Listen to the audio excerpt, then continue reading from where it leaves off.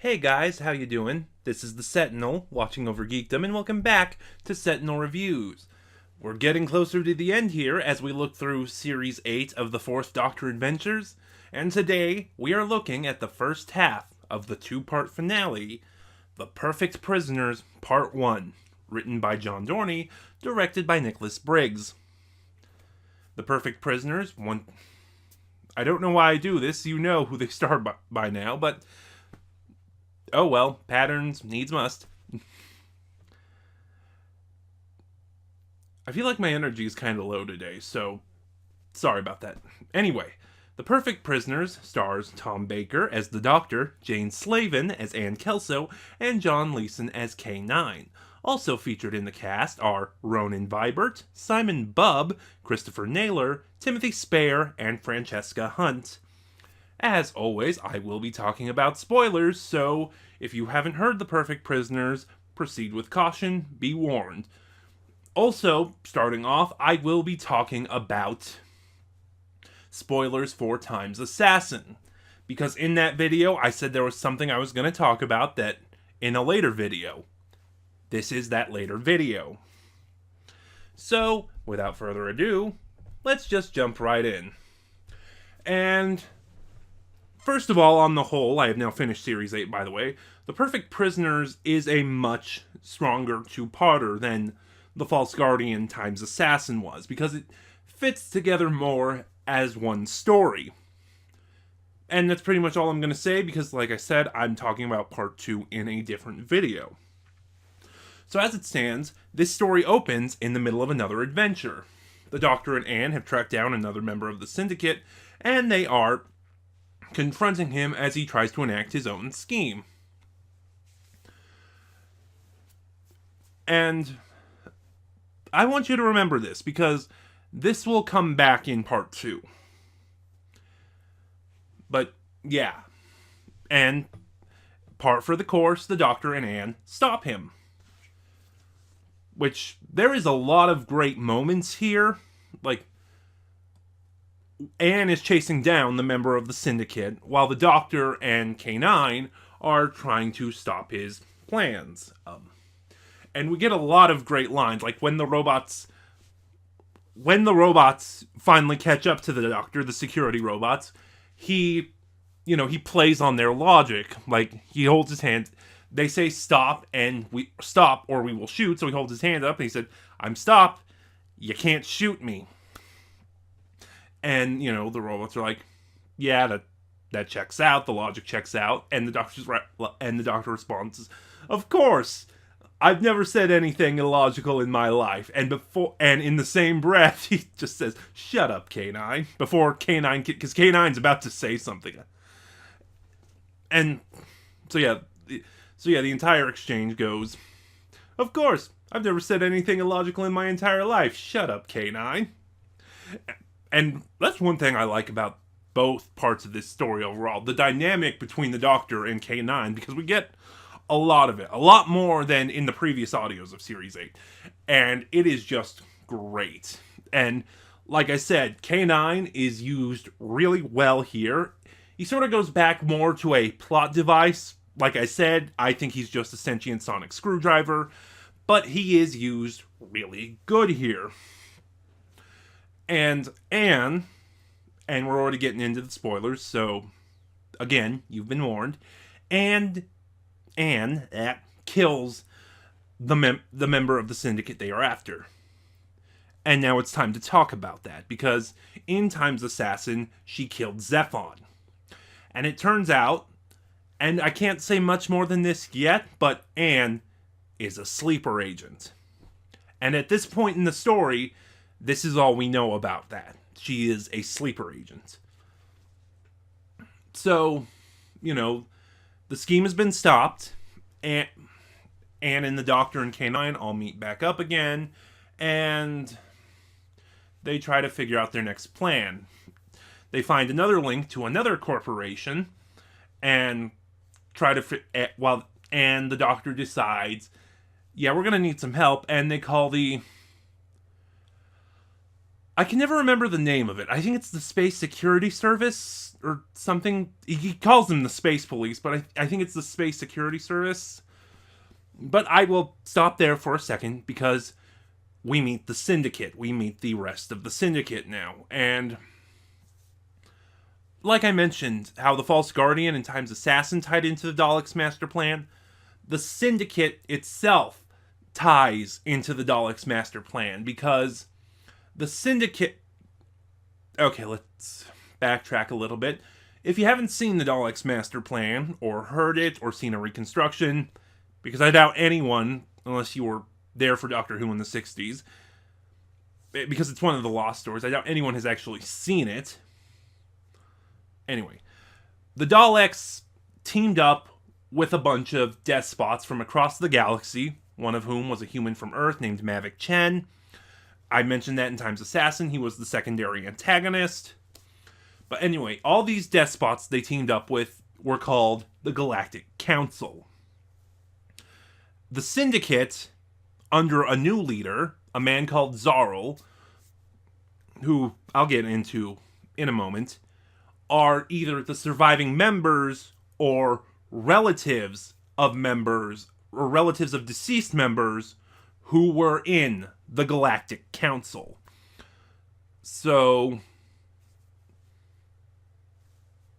you know, for example, Zet Vaughn in The False Guardian and Time's Assassin was vying for membership into the Syndicate because his father was a member of the Galactic Council. 2 other members of the Galactic Council, maybe 3, but I haven't seen Mission to the Unknown, so I'm not quite sure the exact relation. Malfa, Salation, and Centrial, and then 2 other relatives, the son of one called Transis and the wife of one called Giron. They make up the Syndicate, led by a man named Zarl. Zarl is a Technic. In the Daleks' master plan, they were these bald humans with cybernetic implants / enhancements, so... And, yeah, some of them, they were very close to Mavic Chen, and Zarl, who is now the head of the Space Security Service, is the leader of the Syndicate. And we actually get a lot of the Syndicate in these meeting scenes, and I really like those scenes. I think it does really good at establishing the characters. It's great at introducing the threat and establishing the characters. Wow. Did I mention I'm low energy today? And yeah. So, and that's actually a lot of part 1 of The Perfect Prisoners. A lot of it is the Syndicate. My one critique is, because again, I didn't see Mission to the Unknown, and I'm still working through the Daleks' master plan, and really, with the exception of Mavic Chen, Zephon, and Centrial, the other members of the Galactic Council don't really stand out. A lot of the Syndicate members are just confusing. Like, they'd say a name, and I kept getting them confused and mixed up, and yeah, really, that was the big issue. So back to the Doctor. The Doctor and Anne analyze the data they find. They call the Space Security Service, meeting an agent named Jodor Colwyn, which, actually, funny story, because I listened to the making-ofs on these. Apparently, in Terran Stick's stories, he'd always have a character named Terran, or something that was a play on his name. Terran is just the one sticking out for some reason. And John Dorney, the writer of this story, did that same thing. Jodor is a play on his name, John Dorney. And then he goes to meet his command after the Doctor and Anne tell them about what they found on the Syndicate. He goes to his commanding officer, who is Zarl. And Zarl tells him there's no real threat. And that's pretty much the last we see of Jodor for part 1. And then the Doctor and Anne decide, we need to figure out what's going on. And Anne flies the TARDIS to one of the locations mentioned in the data they found on the Syndicate, much to the Doctor's shock. And these scenes here really show off more of that great chemistry Tom Baker and Jane Slavin have. How else do I want to...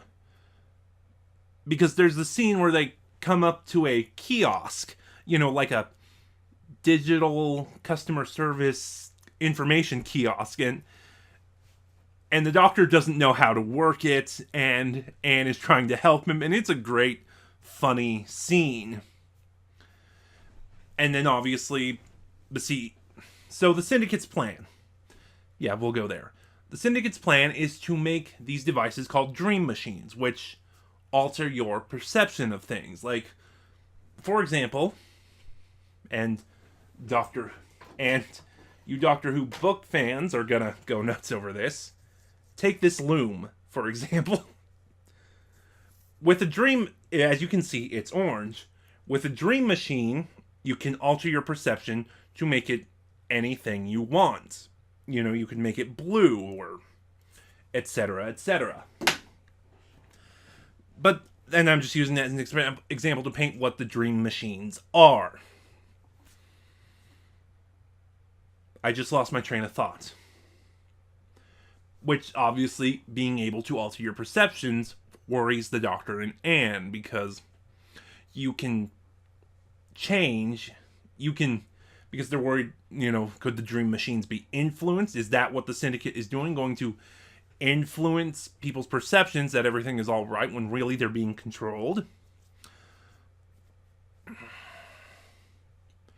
And it does seem that's what the Syndicate's plan is. I'm just recapping the plot. I'm not really doing much reviewing at this point, so I'm trying to figure out how I want to go. And there are some interesting nods to the Daleks' master plan and Mission to the Unknown, which was a single Doctorless episode that was really a prelude to the Daleks' master plan. Like, for example, Sentinel, who is really the main member of the Syndicate when we meet here. In some episodes, in some screenshots, he had these little quills protruding from his face. And in other episodes, he did not.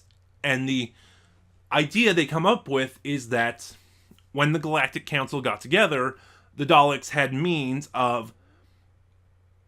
What's the word? Blocking... That's not the word I wanted to use, but blocking their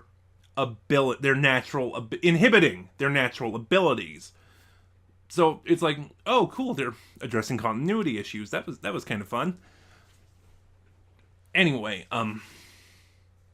bottom line is the Doctor and K9 are able to stop the dream machines, and Anne's sleeper personality emerges once again and kills Trantis and Sentinel. Sentinel was here too. I didn't really talk about Sentinel, but he just shows up at the end.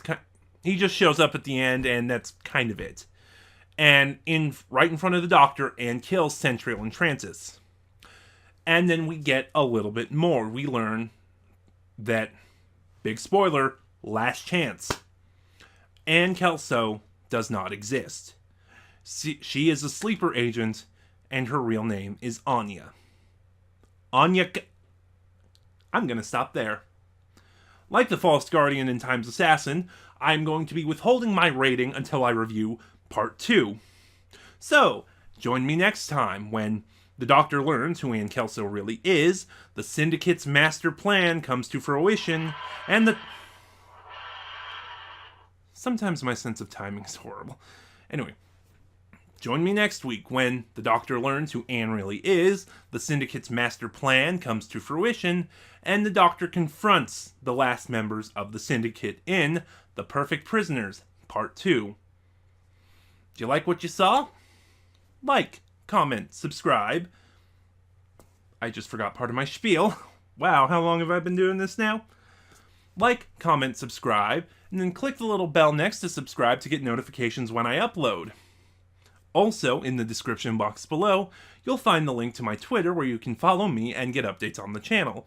This is Sir Jedi Sentinel, and I'll see you guys next time.